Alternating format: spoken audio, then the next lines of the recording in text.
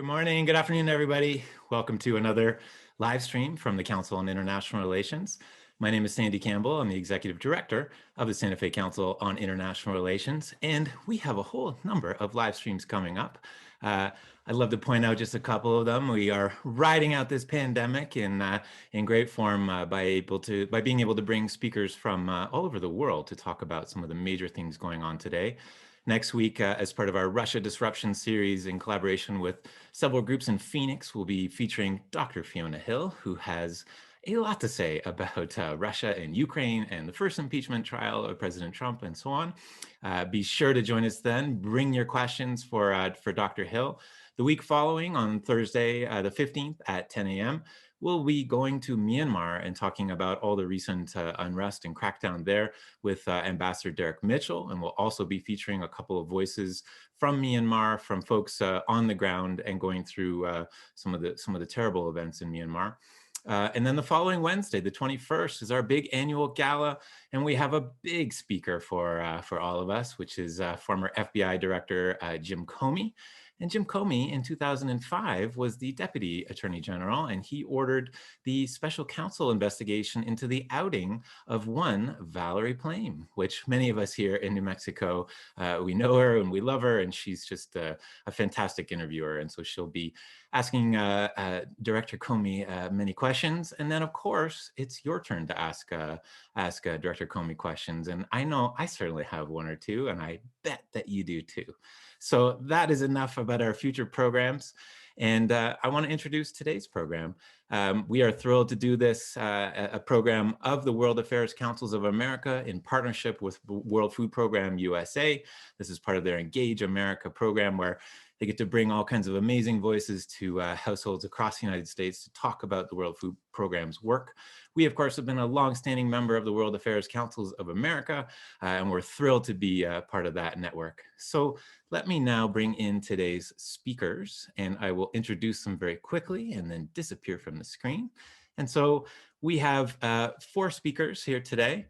And let me start with Chase Sova. Welcome, Chase. It's good to have you. Good to be here, Sandy. So Chase is the Senior Director of Public Policy and Thought Leadership at World Food Program USA, which is one of my favorite job titles I've read in a while. But welcome, Chase. We're glad to have you. Next up is Kate Milliken. Good morning, Kate. How are you? Good, thank you. Thanks so much for having me here.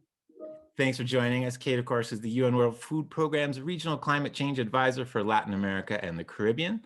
And last, and certainly not least, is Ambassador Carlos Fuller. Good morning, Carlos. It's great to see you. Good morning, Sandy, and thank you very much for the invitation. Good to see you. So Ambassador Fuller is the permanent representative of Belize to the United Nations in New York. And his previous positions include International and Regional Liaison Officer at the Caribbean Community Climate Change Center. And of course, he was the Chief Meteorologist for the National Meteorological Service of Belize. And then today's moderator is Catherine Lewin of the Santa Fe Reporter. And welcome, Catherine. And I am going to turn everything over to you with one final comment, which is, folks, bring your questions into the Q&A panel. You'll see it at the bottom of your Zoom window. Ask your questions in the Q&A. We will get to them in about 40 or 45 minutes time. So Catherine, over to you, and I'm looking forward to a great conversation. Great, thank you. So, of course, all of our panelists have a great deal of experience in looking at Central America's hunger and climate change issues. So I'm going to go around the panelists and ask each of you to speak for a minute or two about who you are, where you are right now, since we're scattered all over, and the kind of work that you're currently doing around the issue of climate, and then how that's driving instability and hunger. And Carlos, if I could start with you. Thanks very much, Catherine. So my name is Carlos Fuller. I'm presently in New York. I recently took up the position of the permanent representative of Belize to the United Nations. Prior to that, I was at the Caribbean Community Climate Change Center as the International and Regional Liaison Officer. There, I coordinated the region's response to climate change And in particular, in the past 2 years, Belize held the position of the chair of the Alliance of Small Island States. And I was the lead negotiator for the alliance. So for the past 2 years, I was speaking on behalf of the 43 small island countries around the world at the UN climate change negotiations, trying to push for ambition to reduce emissions of greenhouse gases and to adapt to climate change. And prior to that, for 30 odd years, I was with the Weather Service in Belize. I'm a meteorologist by training. And so that is how I really got into the whole issue of climate change. It was through my work in the Weather Service, in weather, looking at weather forecasts in particular, how the climate was changing. Great, thank you. And Kate, if you want to go next. Sure. So yes, my name's Kate Milliken, and I've been working in international humanitarian and development work for almost 17 years now, I think. I'm Australian actually, so I started actually working out of Asia and was in China, North Korea, and the Philippines for several years before moving to our headquarters for the World Food Programme, which is in Italy.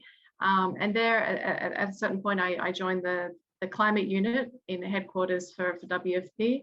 And so I've been working on global climate policy and program support to country offices. And in mid-2018 was when I actually came to the Panama office to take over the regional advisory role for climate change interventions within Latin America and the Caribbean.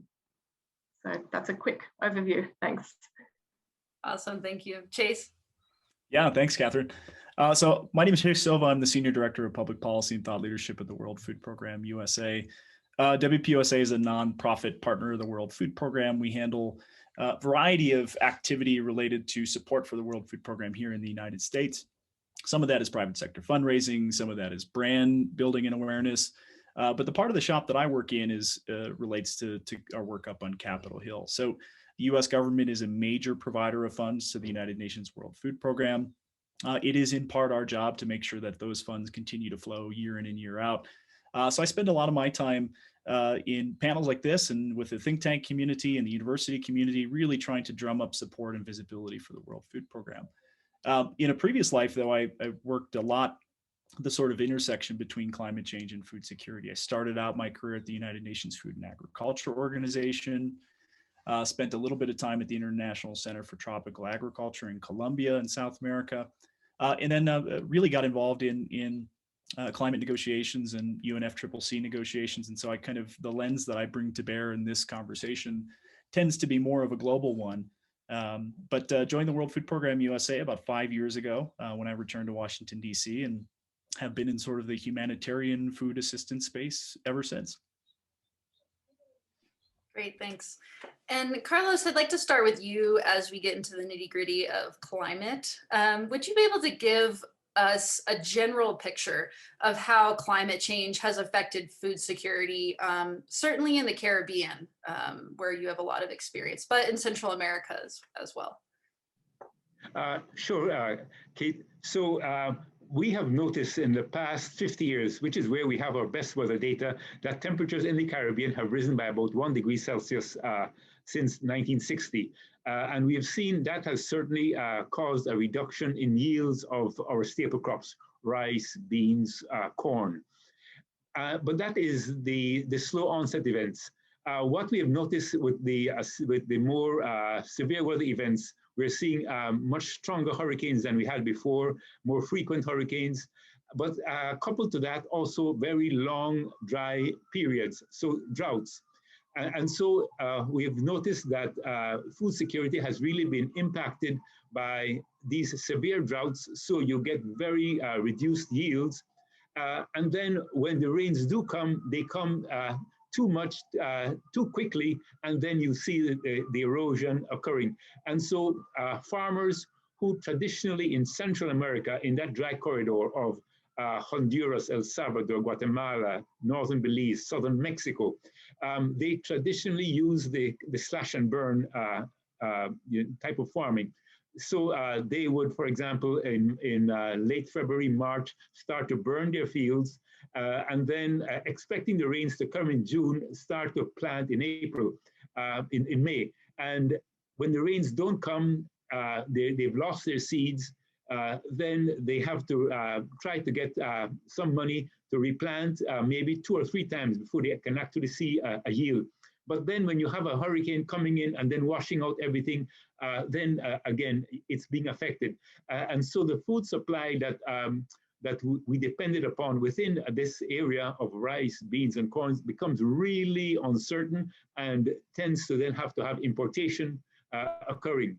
And when that occurs, then of course, then the farmer then feels very slighted because then they're no longer having that source of income for them. So indeed, they are really between these 2 factors, drought, rain, and then importation of foods from abroad. Great, thanks. And Kate, I wanted to pitch that same question to you if you had anything to add to that general overview. Yeah, I mean, I think particularly for the Central American dry corridor area, we've found that it's a hotspot of vulnerability, not only due to the climate shocks, but due to high poverty rates that are already there, and then the fact that the livelihoods are highly dependent on rain-fed agriculture, and there is high climate variability. These have all had major impacts, and I mean, we've been observing that particularly since 2001. The dry corridor has experienced irregular drought conditions due to the intensifying El Nino conditions that have been happening in the region. And I would just say that, you know, most notably there was a major El Nino impact between 2014 and 2016, so it extended over almost a 3-year period, which basically saw major losses of crops for farmers, especially corn crops. And that led to up to 2.8 million people requiring food assistance during that period. We've also had a lot of anecdotal reporting of issues on the ground. I mean, one of the things that I've observed, which, you know, because El Nino is not really necessarily climate change, it's more climate variability, but there are reports of in the dry corridor of the original 2 growing seasons that farmers were used to. Now, basically, one of those growing seasons is basically almost disappearing for farmers. And so that was like a supplementary income for many farmers. It was a way to meet a second food gap. And then when your main growing season basically fails as well, it makes it a very dire situation for these types of populations. So yeah, I mean, it's just that we've really seen those impacts. And then on top of that, I mean, we had 2 major hurricanes that hit Central America last year. Government authorities had suggested that around 6.8 million people were affected by hurricanes Iota and Eta, which happened within a 2-week period within November last year. And this was quite unusual for hurricanes to kind of shoot into this part of Central America. So this was on top of everything else that people were facing with COVID-19, with you know a very difficult period with lots of job losses, limited mobility for people, and then we had these 2 major hurricanes. You know, it's compounding basically the shocks that people are facing, and that's why actually right now we're estimating around 7.3 million people are in need of food assistance or in need of support in the region. That 7.3 million people is across 3 countries: El Salvador, Guatemala, and Honduras. And of that, I mean, those are people in like acute food and livelihood crises, with 1.13 million people of the being in an humanitarian emergency situation. So it's quite large. I mean, just to give a context to that, in 2018 we estimated that population to be around 1.9 million people. So we've almost quadrupled the food insecurity situation within those countries. And Chase, was there anything you wanted to add to that? Yeah, you know, I would just reinforce the numbers that Kate threw out there at the end. I mean, I can recall very distinctly in 2017 and 2018 reporting through the World Food Program USA to the American audience how dire of a situation it was in the dry corridor, with around 2 million people in need of livelihood or food interventions. And today, to see that quadrupling over time, I mean, I think it's a really remarkable position that the region finds itself in a really dire position. But what I would say is, can I just back up just a tiny little bit? And I want to just talk really briefly about the sorts of populations that the World Food Program is dealing with on a day-to-day basis. Because we have this idea, I think, in our mind that food production around the world looks a lot like it does in the United States, right? Where you've got thousands of acres of industrial production, you've got satellite guided tractors, and all of this food ends up in Chinese supermarkets where it meets with customers there. And the vast majority of people around this planet, of food around this planet, is produced by smallholder farmers. They're working small plots of land. And as Kate and both Carlos mentioned, it tends to be rain-fed agriculture. Those systems are incredibly vulnerable to the impacts of climate change. And this is exactly what you're seeing in the dry corridor. You've got certain populations of people, many of them indigenous, many of them who have been working on their family farms and plots for generations. They're growing maize and beans, two crops that are really water dependent, and they're doing it on very steep, dry slopes. So the dry corridor itself is almost a bit of a misnomer in the sense that there's a fair amount of rain in the dry corridor. The problem is it comes in incredibly strong bursts after long periods of drought. And you can imagine if you're a farmer on a terraced landscape somewhere in Central America and you haven't had rain for a very extended period of time, and it comes in a deluge, that can be really destructive for your livelihood. So, I mean, the bottom line is this. I mean, you look across the sort of climate change impacts around the world, it is people who are least able to cope that will be disproportionately impacted. It is precisely the sorts of people in the dry corridor in Central America who rely on agriculture for their livelihoods. You know, in the United States, we've got maybe 1 or 2% of people who are actively working towards food production or in the business of growing food. In Central America, it can be much higher, 40, 50% of the population in rural areas, even higher when you go to places like sub-Saharan Africa. So just wanted to draw a little parallel between people's experiences here at home and what we might be seeing in places like Central America. Right. And Kate, I also wanted to give you a chance, especially here at the beginning. We're going to get more into it later. But if you could talk about some specific projects that the World Food Program is using to address these issues, you know, maybe one that you felt like worked really well, and one that maybe could have gone better, that maybe hit a roadblock like COVID-19, which I know has been a real roadblock for all kinds of things. So yeah, if you could kind of give a couple specifics. Oh no, I can try my best at that. I mean, I think we've recognized, and actually for 2021 we really need to think what we're going to do, given it's a multi-tiered response in the sense that we've got to deal with COVID, we've got to deal with the response to COVID, but also dealing with climatic and economic shocks that people are facing, and so we're quite invested in you know, basically a resilience strategy that's going to be able to support people. And we want to build off what we already know works. And I mean, one of the projects that has been really, I think, quite successful was a project that the European Union funded between 2016 and 18, where we were doing basically a lot of community-based resilience work and you know, helping people build household assets and community assets, natural resource management, and you know, income generation,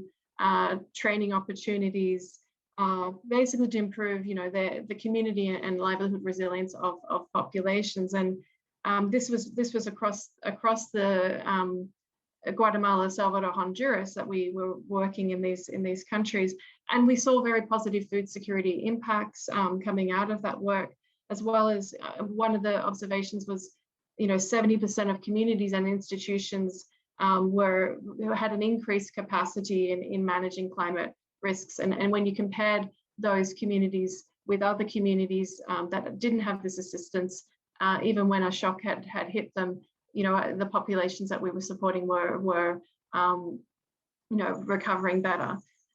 So for what we're trying to do going forward is to build off that. And you know, it was an interesting year 2020 because yes, there was a very limited work we could do in terms of more resilience related activities. But this is also an issue with funding, and we didn't have funding for a lot of the resilience activities. We're very lucky in 2021 to be actually starting a new major EU project that will allow for multi-year resilience work. And that is actually an exciting opportunity because we're going to build off what we learned from the previous activities we were doing, but to actually incorporate some new innovative climate solutions. For example, I mean, Guatemala has been one of my favorite countries in terms of supporting over the last year. Even because of COVID, we actually used that time to really get into some of the non-community interface where we were designing with an insurance company, or it's actually a couple of insurance companies, a weather index insurance product that smallholder farmers currently do not have access to. And so we're able to do that. And we're actually launching, I believe it's mid-May, this product, so that people will be covered for 2021. And we'll be testing that hopefully across other countries going forward. We've also been investing in other areas like climate information services. So we're trying to connect farmers and communities with tailored climate information that will help them make better decisions.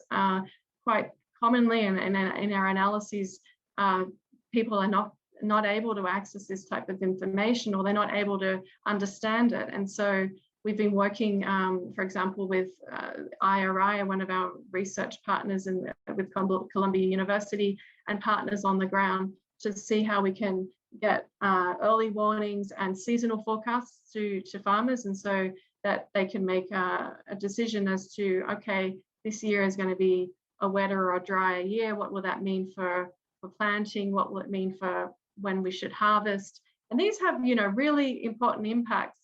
They're self-reliant tools that a farmer can use themselves to basically make a decision as to, what's going to improve their yields and their income, and hopefully, encourage them to continue with these types of activities. But also, I mean, going back to some of the community-based activities, and one of the comments that Chase had made, we're working with a lot of smallholder farmers.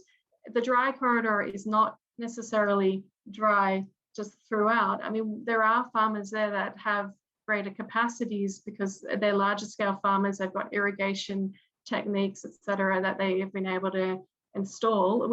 But smallholder farmers don't have access to that. They often don't own land, so investments into their farms is very difficult.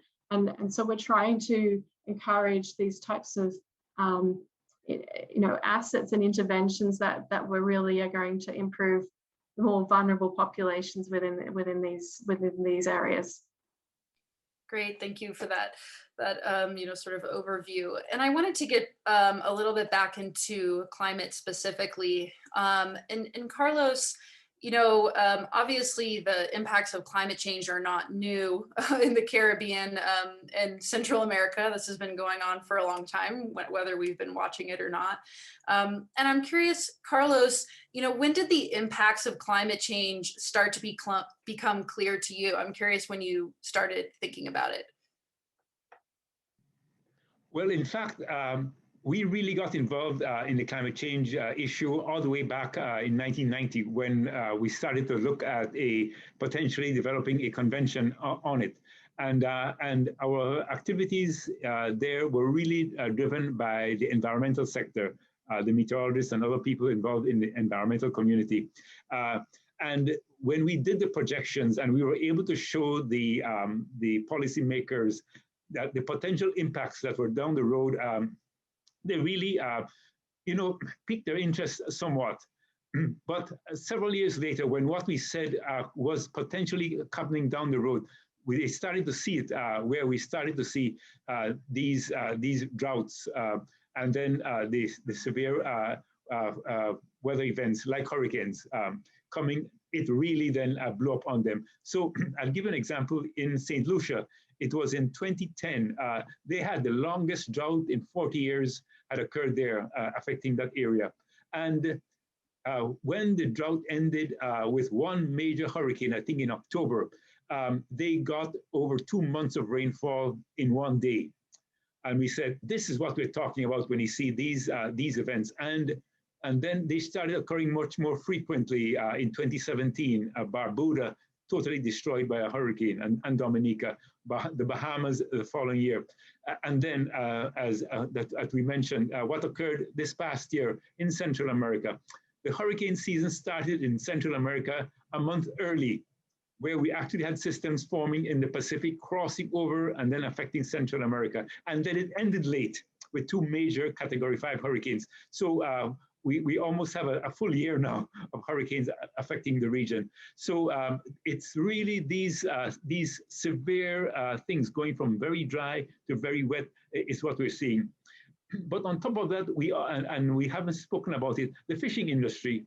So we're now seeing, as the Caribbean getting warmer and warmer, we're now seeing fish migrate out of the Caribbean to cooler waters because they can move. But we're also seeing coral bleaching, so the nurseries are not there anymore. Mangroves are being affected. So even the population that depended for their protein from fishing, that's no longer, we're no longer seeing that. So it's from the land, but also from the sea.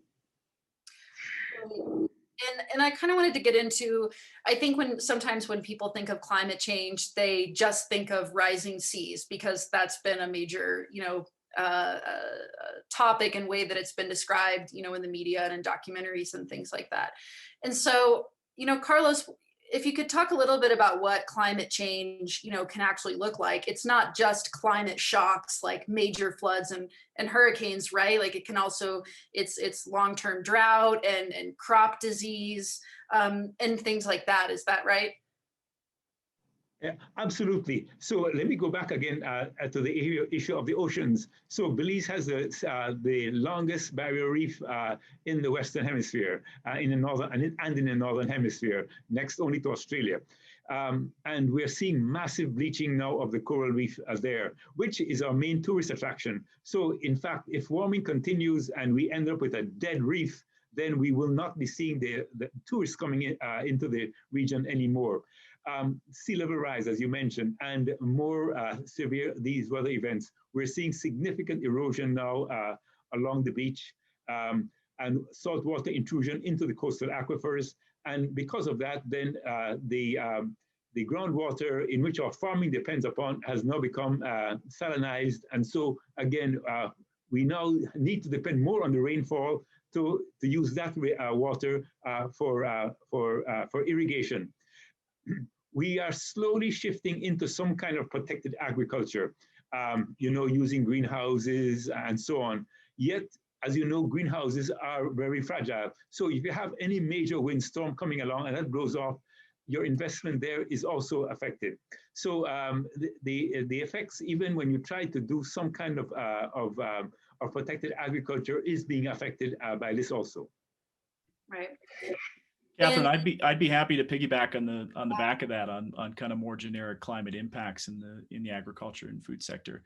I think the kind of general rule of thumb globally, at least, especially in the equatorial tropics, is that every 1 degree rise Celsius in mean temperature is usually associated with about a 10% fall in crop yields. So that's not a universal metric. It's not equal everywhere.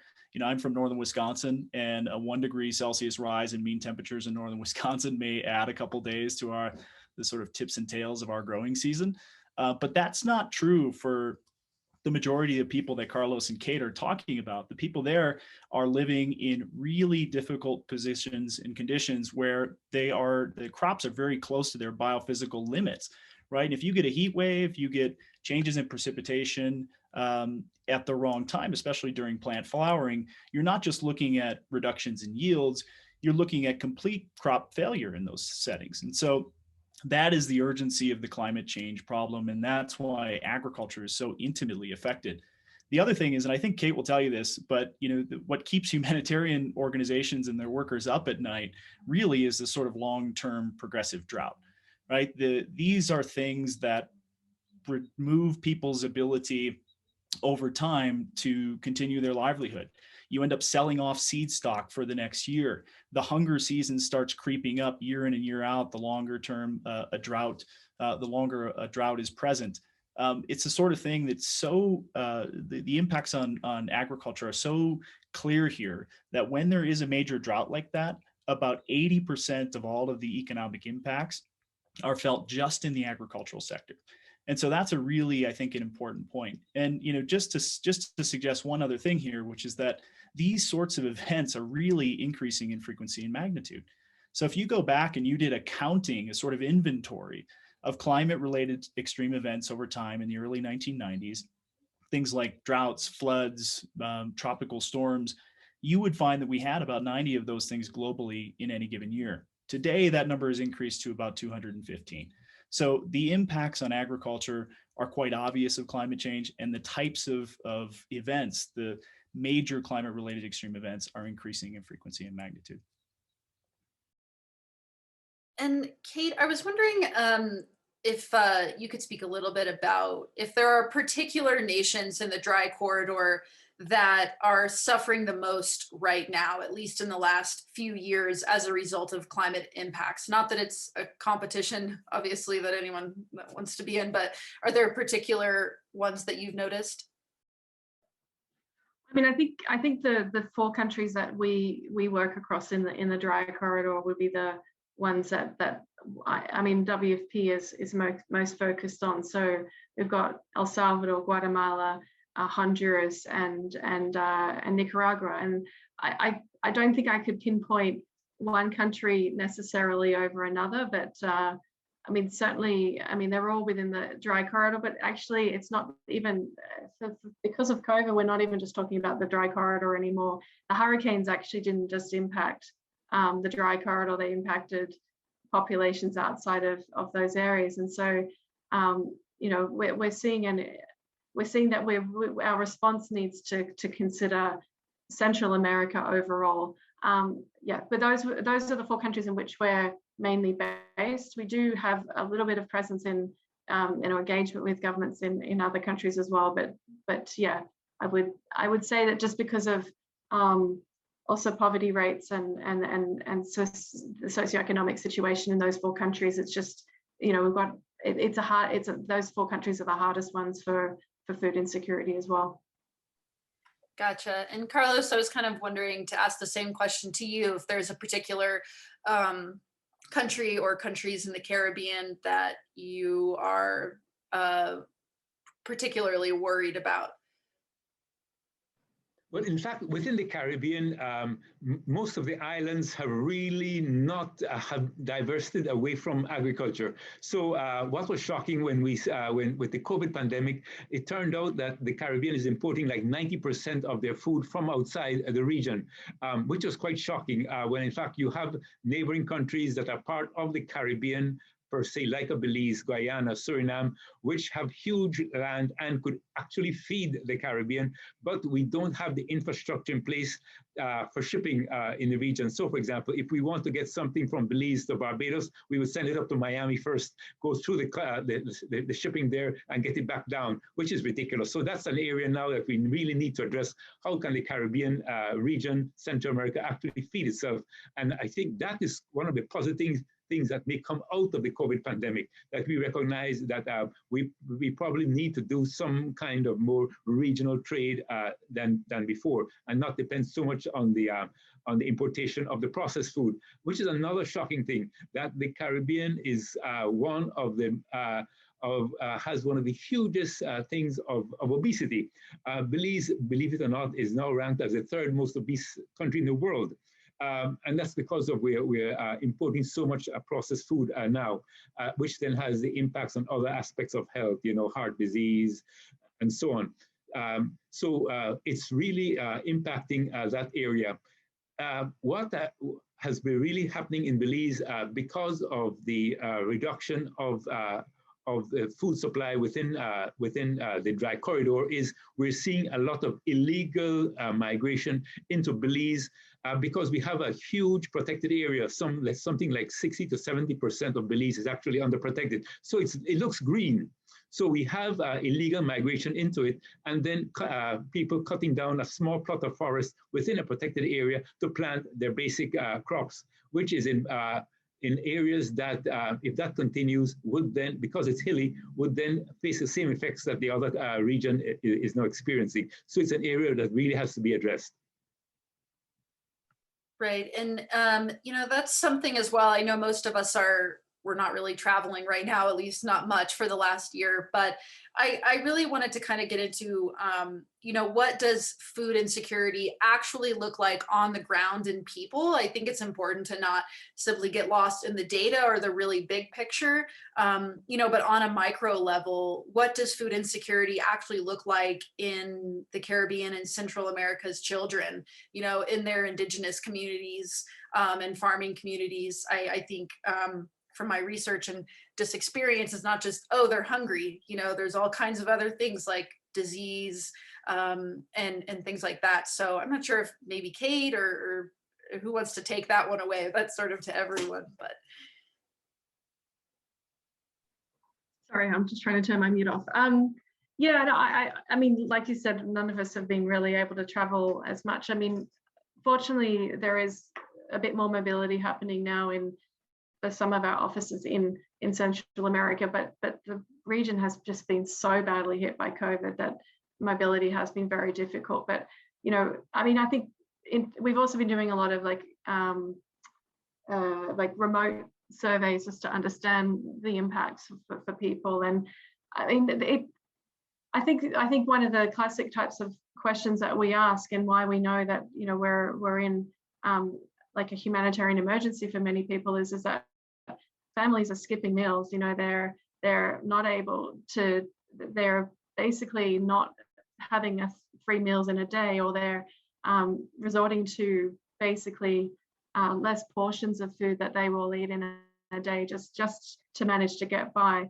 And then there's coping strategies that we tend to look at as well. And now, as Chase was kind of alluding to before, I mean, people are selling off assets that are productive assets that they would have used, like seeds and just equipment that you would have used on your farm. They're selling them off because they cannot make enough to basically feed their families. And this is really when the cycle of poverty just spirals out of control, and it's of major concern. I mean, when we're at this, what we call the integrated food security phase classification, when we've got 1.13 million people in a humanitarian emergency, I mean, that means that people are really desperate. I think anecdotally, probably we're surmising a lot of people are possibly migrating as well. Even from previous, we did a study in 2017 looking at migration and basically found that the push factors that were triggering, food insecurity migration was food insecurity, climate variability, and violence. And we're following up now actually on a new migration study right at this moment, just to understand those linkages in more detail, and what is it that are the motivations and obstacles and the cost for countries for these people to be leaving their farms. In the past, people were staying on, like there was temporary migration, perhaps to the next city. The male member of the family would have gone to get an additional income, but come back during the harvest season or at a particular period of time when they were needed back on, in their family household. But now we're hearing of families just leaving and not coming back. And this is a huge concern, and it suggests a very drastic coping mechanism, if I can use the food security kind of terminology, but to actually have to basically leave your land and your home and your livelihood. Like, people don't want to give up these traditional livelihoods that they've led, so they're making very, very serious and difficult decisions. And I think this is part of the fact, and Chase was mentioning this before as well, but there's this like perpetual, if you've got one shock and then another shock and then another shock, all converging one after the other, and there's no time to recover, that's when you're seeing like these drastic measures being taken. I mean, the El Nino from 2014 to 2016, that was kind of 3 years in a row, like people were impacted. Then we've had COVID on top of that. I mean, and then 2 major hurricanes. All of these things. I mean, if you could imagine your own family being impacted year after year with multiple shocks like that, it would be very, very difficult. And these people are already starting at a very, very basic baseline of income and living day by day. So yeah, I don't know if I'm giving enough of a sense, but I mean, these statistics that we have on the ground give an indication of what people are feeling on the ground. Right. Yeah, it's not good. Yeah. And pulling the lens back a little bit, maybe this question is probably best for Chase, is I think sometimes, maybe particularly here in the States, it might be easy to say, oh, those are hurricanes in Honduras. That's terrible, but it doesn't have anything, or that's, leaf rust on coffee plants in Guatemala, but, there's still coffee here in the Whole Foods. So, how do these issues in Central America and the dry corridor in Latin America, how do they impact all of us? Why should we all care? Yeah. I mean, I think Kate was alluding to this in her answer. And what I would add as well to her kind of human story to all of this is that, in every single one of these humanitarian food crises, it is most vulnerable populations that are disproportionately affected. And that includes children and women especially. And children, when you start to get numbers like we're seeing in Central America's dry corridor of 8 million people in need of an intervention and 1.13 in that sort of emergency level of hunger, you are facing the prospect of intergenerational losses. You are facing the prospect of a whole generation of children who are going to grow up stunted or worse, wasted, and their bodies literally eating away at themselves because they can't find enough to eat. Not to mention micronutrient deficiencies of I think Carlos mentioned the sort of importation of certain types of food, highly processed foods. Those things in emergencies tend to be cheaper than nutrient dense foods. And so you end up with a sort of terrible feedback loop. But Kate mentioned the migration problem, and I think that's probably the top of mind for a lot of people listening to this conversation. And I would just add a little complexity there. And I think, I don't know of a lot of academics who would say right now that, when rainfall drops below a certain level, you can expect migration levels of X, Y, and Z. And so Kate is right in suggesting that these are really complex settings. The Northern Triangle in particular is a place that has been wrought with violence and political instability for more than 3 decades. And so the sort of decisions that people make to migrate are very complex ones, and it's a sort of stew of political, economic, and other conditions.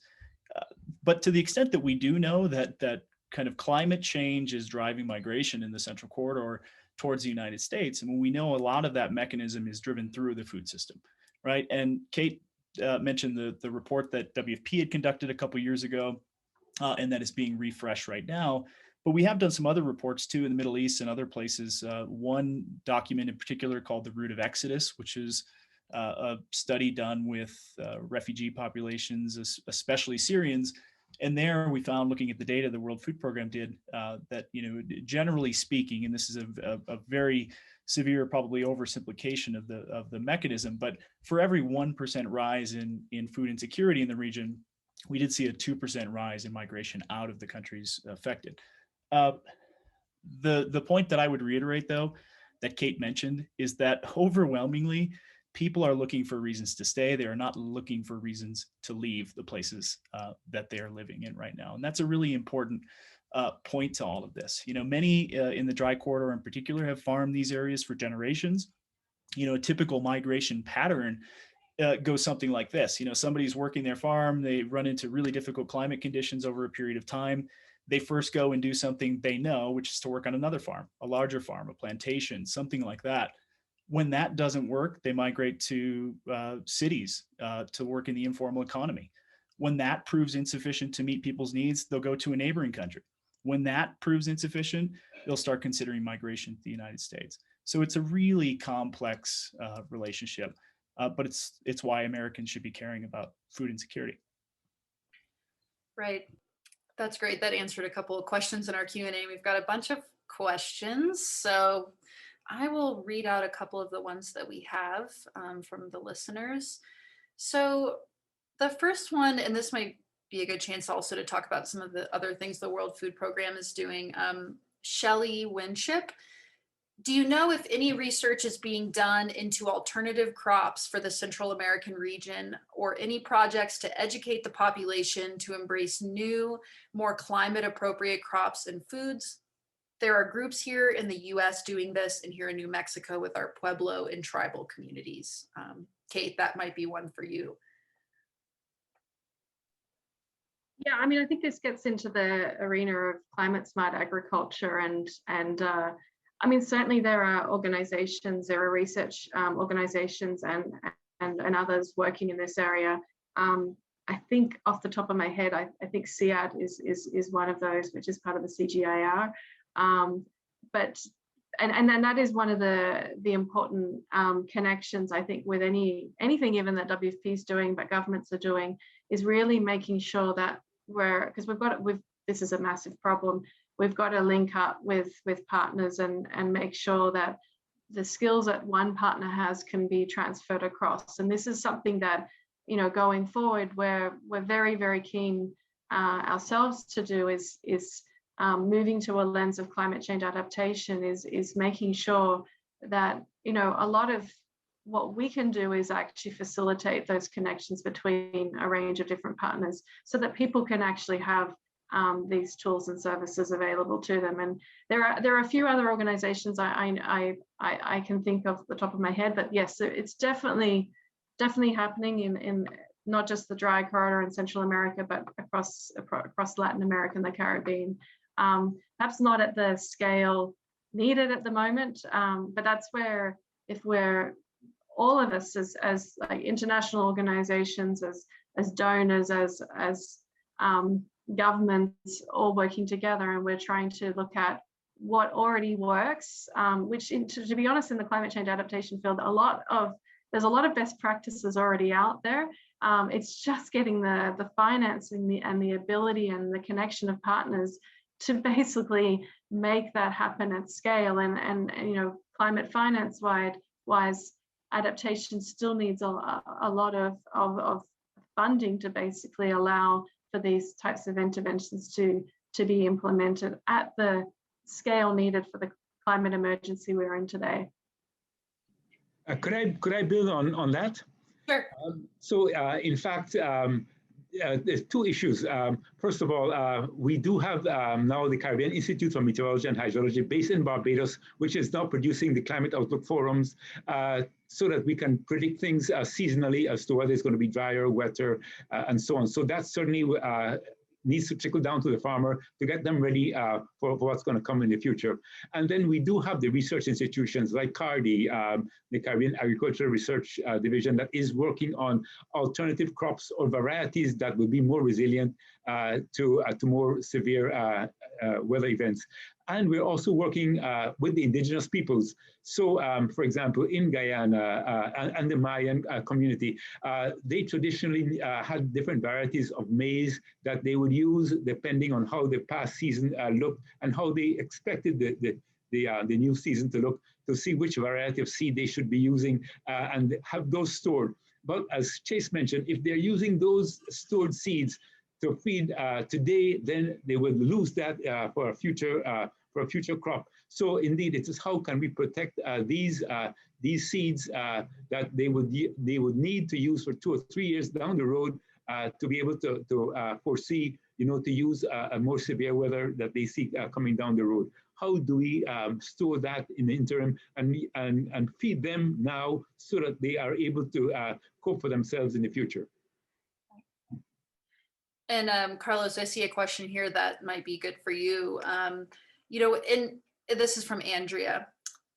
In what way did the pandemic reveal the poor network of food trade between the islands and the Caribbean? I am surprised with the example given of food exported from the Caribbean to Miami, then back again to a relatively neighboring island. Yeah, absolutely. So definitely the agricultural community recognized this. However, because we had such good trade, coming in from Europe or from the US, and it was, economies of scale made it easier, for example, and it's an amazing thing, importing coconut milk from Malaysia into the Caribbean for cooking, when in fact we have enough coconuts in the Caribbean to feed ourselves. But economies of scale made it easier and cheaper to import from abroad. But when those supply lines were cut, that is when we realized these are things that we could have easily done for ourselves. In the past, we did have local shipping companies that would have produced, done that kind of regional trade. But again, because of the economies of scale, we started to depend on the larger bulk ships. And so the smaller freighters really lost the trade and went out of business. But I think it is certainly something that the pandemic has indicated we really need to bring that back into the Caribbean and into Central America. And also it's going to provide employment for people who had moved away from that into something else, into the tourism trade. And we know it's going to take a while before tourism resurges to what we had prior to 1999. This question is from Scott Bunton. I anticipate all of you would agree that the most important thing citizens of the US and other advanced nations can do to mitigate the dire circumstances you've described today is to push their governments and societies to take maximum effective action to limit climate change globally. But beyond those crucial actions, what are the most important things the US can do to help the people of Central America who are contending with the situations you've described, to help them better contend and to minimize their suffering? Not sure if Chase, if that's one. Yeah, I'm happy to jump in on this. So first and foremost, I should mention, I think I mentioned this at the top of the conversation, but the US government is already the single largest donor to the United Nations World Food Program. So to the extent that the United States is already providing pretty incredible resourcing to WFP, I mean, there are obvious limitations. The WFP's budget this year is looking like $13 to $15 billion in total operational needs. So even when the United States steps up in a big way, we still need other donor countries to come to the table to help fill those gaps. It'll probably look like a $5 or $6 billion funding shortfall this year. And at 50 cents a meal, that's 10 billion meals that aren't delivered by the World Food Program that otherwise could have. So the funding situation is extraordinarily dire, as Kate mentioned, both for adaptation, but for the food emergency response in this region, especially given the numbers that they are today. But it is important to note, I mean, just in the last COVID bill, the Congress has made available pretty significant resources, right? There was at least $800 million available for US purchased commodities through a program we call Title II, in supplemental funding that could be delivered to vulnerable countries around the world, including Central America. And there's also $3 billion in more general international economic support that can be used at sort of USAID's discretion. And what's really important about that right now is that those dollars get out the door very quickly. We have been pushing, at least at WPUSA and the advocacy community, to try to get funding for international causes in various supplementals throughout the last year, starting in early discussions last March. Those dollars are now available, but it's really urgent that they get out the door. And that means, USAID addressing some pretty critical staffing issues that has grown up over the last couple of years. And so that, I think, is a really big priority. The other thing is getting involved and having the US government continue to support the COVAX facility. You look across Latin America, about a quarter of all cases around the world of COVID-19 were in that region. And so this is a place that isn't going to have huge quantities of Moderna and Pfizer vaccines made available through contracts. And so some of this is going to have to come from COVAX. So, we are really pushing the US government in particular to continue to contribute to that really important fund, which makes vaccines available in places where those arrangements aren't already made.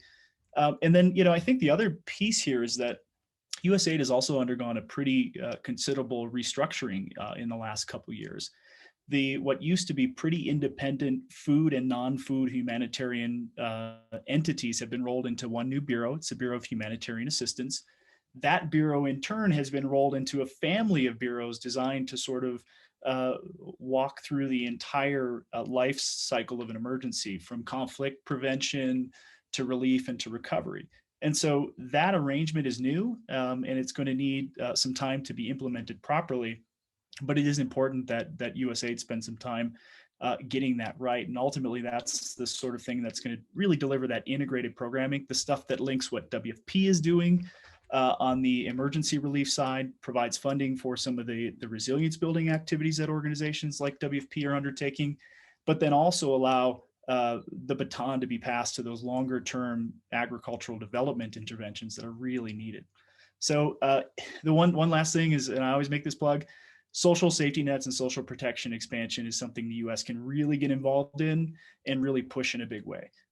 In our COVID bills over the last year with COVID-19, we've seen hundreds and hundreds of millions of dollars dedicated to important programs like SNAP and WIC and food-based social protections. Those are sorts of things that USDA in particular has the technical ability to implement. So we should be thinking technical capacity transfer to help build up social safety net protections in countries where WFP is working in particular. That's the long-term exit strategy for organizations like WFP. One of the areas I'd like to build on what Chase mentioned, the long-term strategies. And I think that's where I would certainly like to see a lot more support in the region. So, for example, under the Obama administration, we had begun a major $30 million project for enhancing the resilience of the Caribbean to the impacts of climate change. But it occurred in this last year. And when the administration changed, everything was cut.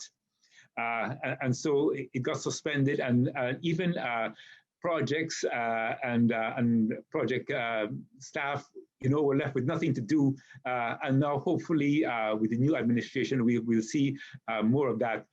But I'd also like to see investment from the private sector into the Caribbean and into Central America. Small and medium enterprises really would need that kind of investment. And a modest return to the investor in the US, I think, would really go a long way to show a partnership. So instead of waiting until a major event to provide grant funding, a little investment early could go a long way to alleviate something coming down the road. Great. Could I come in on that as well? Because I think that this model of public and private partnerships is really integral for the way we need to kind of reposition ourselves in the future. I mean, we've actually, and it links with what Chase was just saying on social protection systems and helping governments with basically making those as robust as possible to be able to respond to, various types of shocks that people are facing. Those are incredibly important, but there is also a connection that we can make with the private sector. And actually, one of the things, for example, with the Guatemala insurance work that we've been doing this year, one of the long-term projections we would love to make is looking at how to basically connect those who are subscribed into social protection programs. Can they get some type of insurance safety net as well, so that longer term maybe other entities can come in and support it. There still needs to be like some type of public-private partnership there, but maybe there is a point of efficiency that can come out of that. And I mean, one of the things that actually in working with the insurance side of it is that there's a difficulty in seeing why they would engage with vulnerable populations, if I can put it that way, because they're not really sure, if you're thinking from a profit perspective, of how they're going to grow a clientele if this population may not be able to finance things. And what we're having to do is actually create the investment, the research and development capital. We're investing in that to try and basically create examples to show that these public-private partnerships can really work. But you need an investment, and that is something that, if we're looking at long-term, this is the type of stuff as well that we just need to consider. And this is a question from Frank Chambers. How are the governments in the region addressing climate change? Not sure who wants to take that one.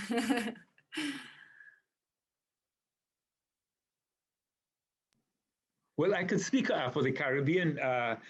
In fact, interestingly, many Caribbean countries have now actually developed ministries with climate change as a part of their portfolio, where that never existed before. So at the policy level, that exists.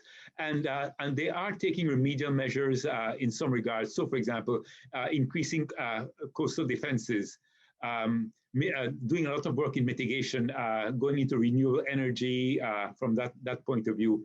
But then in enhancing resilience, so major initiatives with the health sector to make hospitals more climate resilient, putting in small irrigation systems are now going in, putting in reverse osmosis systems for the provision of water.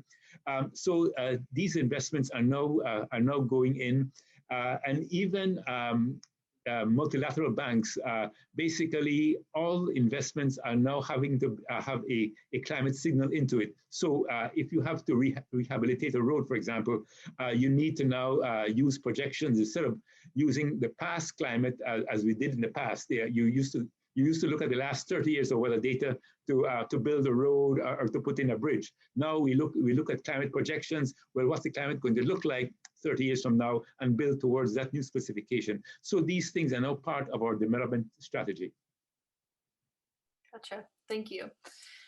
This question is specifically about Honduras, actually, but I think it could be applied to all major cities in the area. This is from Cheryl Wampler.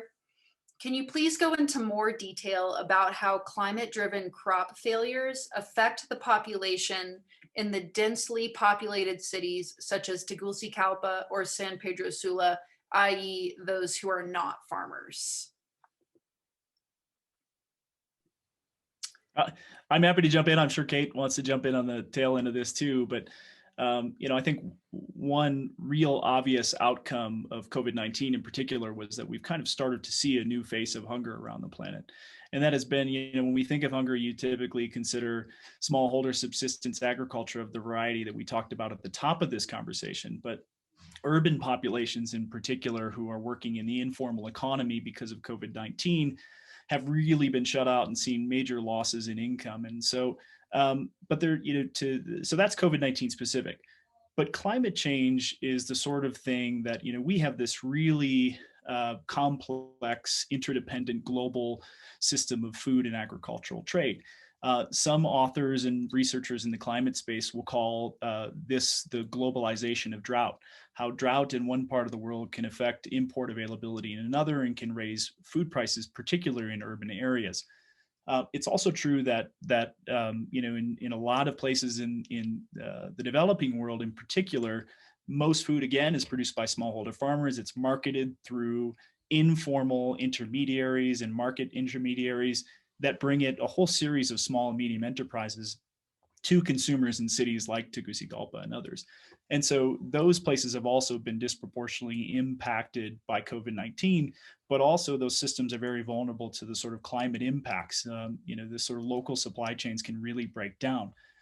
Food price hikes and food availability issues in urban areas is particularly dangerous, right? In urban areas, you tend to have more affluent populations in a lot of places.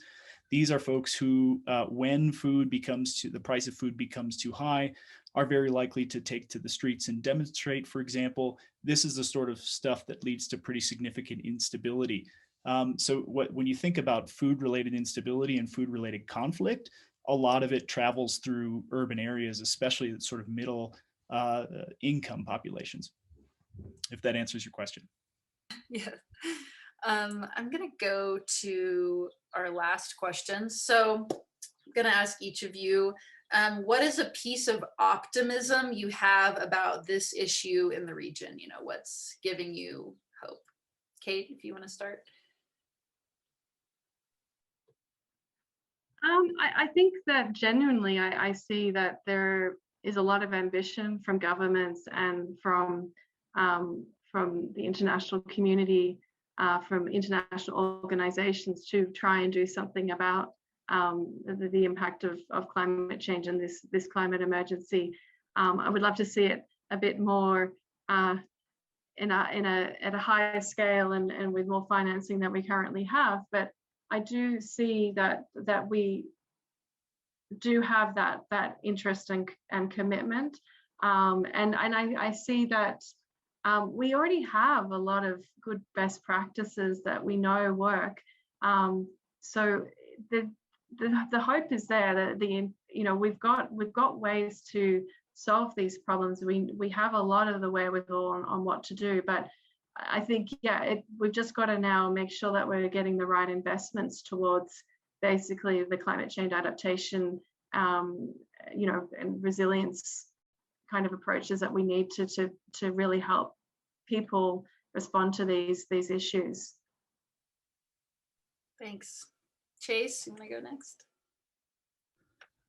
Yeah, I mean, I think I can reflect on my own experience and kind of coming through the agriculture and food security world for the past decade or so. And I think in 2008 and 2009, when I first started engaging in conversations about this, agriculture wasn't even on the agenda at global climate negotiations. It was sort of a third rail topic.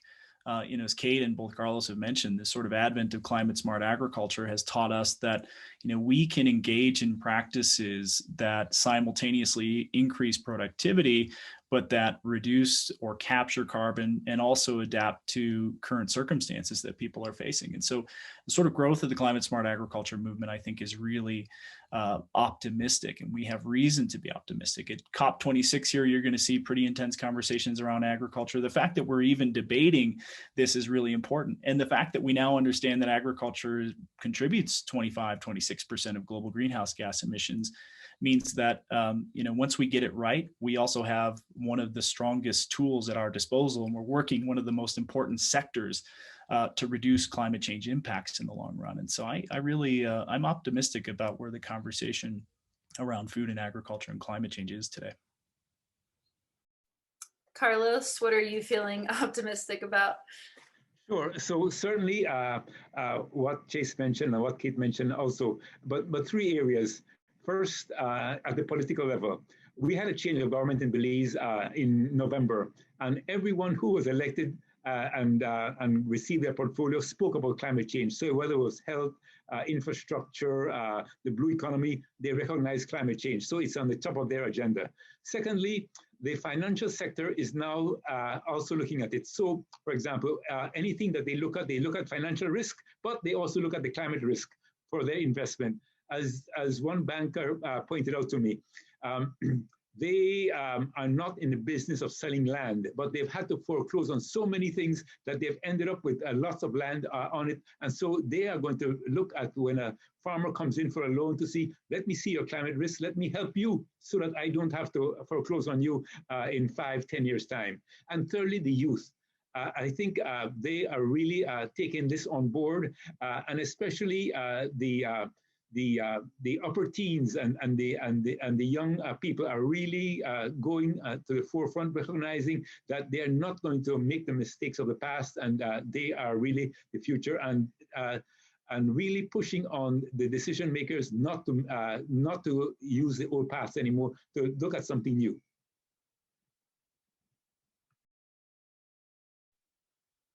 Well, let me jump in and just say, wow, thank you all so much. That was a fascinating conversation. We could easily talk for several more hours on this. Thank you, Carlos. Thank you, Chase. Thank you, Kate. Thank you, Catherine, for great moderating. What a superb discussion. And wow, thank you. Sandy, can I make one plug? Please. Can I send people to wpusa.org if they want some more information about what the World Food Program is doing in Central America and other hunger emergencies? And then as long as we have a captive audience, there's also an event that we're hosting coming up on April 21st in our Us Against Hunger series called Climate Starves, Hunger and the Climate Crisis. And this is looking at the climate crisis on the global scale, not just regionally. That's April 21st, and you can head to wpusa.org to learn more about that. Super. And I'm about to roll the credits at the end, which will have that website on it, and also the website of the World Affairs Councils of America. We're tremendously grateful to both of you organizations for making today's talk happen. What a series of interconnected and fascinating dynamics. So thanks again to all of you. And as promised, here come the credits with those websites. And thank you so much for all of you joining us here today. And we'll see you for Fiona Hill next Thursday. So take care, everyone. Bye-bye.